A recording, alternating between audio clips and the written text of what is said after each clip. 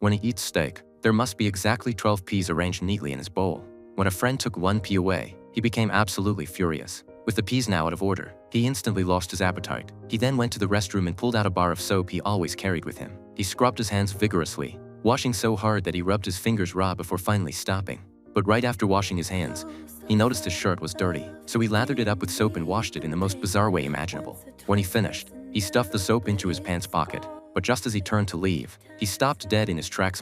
There was a door handle, and he refused to let his freshly washed hands touch it.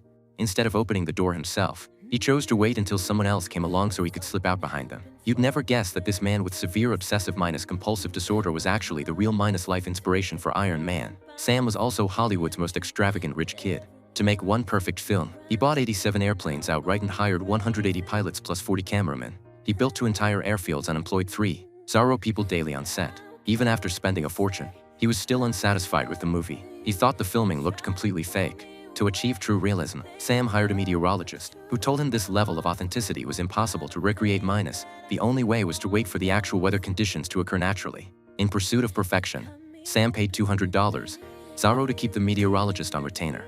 After waiting 8 long months, they finally got their weather.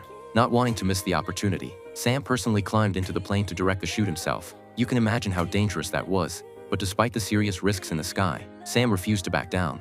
Under Sam's leadership, they successfully completed the film.